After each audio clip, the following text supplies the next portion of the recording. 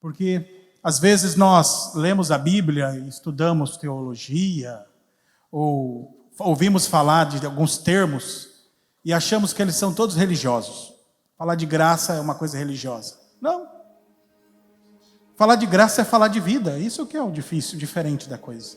Quando você vê esse texto aqui, Paulo está dizendo assim, que a graça é uma coisa que acontece na minha vida, meu dia a dia. Então o que eu tenho que encher o meu casamento para fazer diferença? Encher de graça, mas não é para ficar dando risada. Embora ajude também. Mas o que é essa graça que pode fazer alguma diferença?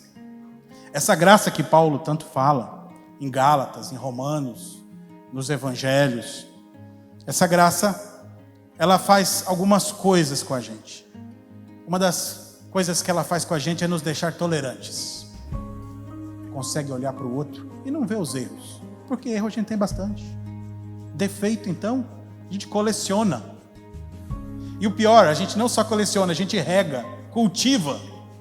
Tem uns defeitinhos carinhosos que a gente gosta deles. E não tem como largar. Se apega na gente que não tem jeito. Por isso a gente precisa da graça. Graça para poder ver os erros do outro, os defeitos do outro e poder perdoar. Entende? Isso é fantástico. Eu olhando esse texto aqui, eu vi uma segunda verdade assim, bastante importante sobre a graça. Que a graça também nos ensina que nós devemos sempre amar primeiro. Não só falar do amor de Deus, que amou primeiro, mas sabe o que significa amar primeiro? Significa amar sem esperar. E o casamento tem muito disso. A gente ama assim, por exemplo, pode falar assim, eu amo tomar sorvete. Porque o sorvete ele te dá uma satisfação. Mas o casamento não é igual tomar sorvete. O casamento tem hora que a gente pisa no calo do outro. Só que ama ainda assim. E como que a gente ama alguém que pisa no calo da gente? Como é que é isso? Isso só é possível por causa da graça. E perceber como essa graça é algo tão grande. Porque nós não vivemos sempre em cobrança. Se a gente viver sempre cobrando algo do outro ou de nós mesmos, não há casamento que resista. É preciso que haja essa graça que nos ensina a amar primeiro. Às vezes nós pensamos ao contrário. Eu amo a pessoa por causa disso. Não. Eu amo a pessoa. O resto é consequência. Assim como é o amor de Deus por nós também. E uma terceira verdade dessa graça que eu quero compartilhar com vocês é que a graça rompe com toda a previsibilidade. O que é isso, né? A nossa vida é cheia de relações previsíveis. Nós vivemos numa espécie de matemática, onde a gente até conhece alguns jargões. A gente fala assim, bateu, levou. Já é esperado. Nós vivemos num mundo cheio de lógicas retributivas. E quando casa, já se espera um monte de coisa da gente. A gente não precisa corresponder a tudo que se espera da gente, porque há a graça. A graça é um caminho por onde eu vejo que nós construímos juntos. Não pelo aquilo que se espera, como se fosse uma dívida. A gente não entra no casamento com uma dívida.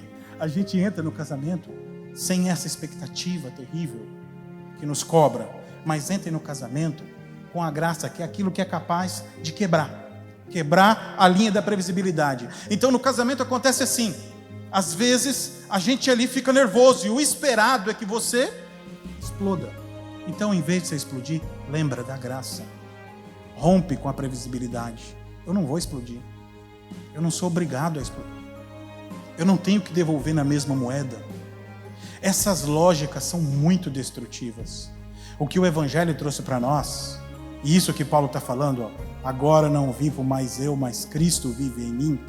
Ele está falando sobre essa graça, que é capaz de mudar a minha vida, para que quando eu for para a minha casa, quando vocês forem para a sua casa, quando vocês formarem o seu casamento, vocês entendam que é essa graça que pode fazer alguma diferença. Diferença no sentido de aprender, principalmente, a perdoar o outro. Porque o que segura casamento, acima de tudo, é o perdão. Não é? Às vezes a gente acha que o casamento bom é aquele onde as pessoas não erram. Não, está errado. Não existe casamento inquebrável, casamento inviolável. Não, todo casamento tem muitas dificuldades, muitos problemas. Mas o que nos faz forte é justamente a capacidade de perdoar, de poder levantar junto, de poder caminhar junto, de poder fazer diferença. É essa graça que a gente precisa. É essa graça que é importante para o casamento, da qual a ferramenta mais importante é o perdão. Então a gente às vezes brinca com aquela ilustração. É como se quando a pessoa merecesse uma coisa e você não vai pelo mérito, você consegue construir algo que vai pelo amor do outro. A graça nos torna tolerantes. A graça nos ensina que nós devemos sempre amar primeiro. E a graça rompe todas as relações de previsibilidade. Espero que esses 3 conselhos possam ajudar vocês em seu casamento.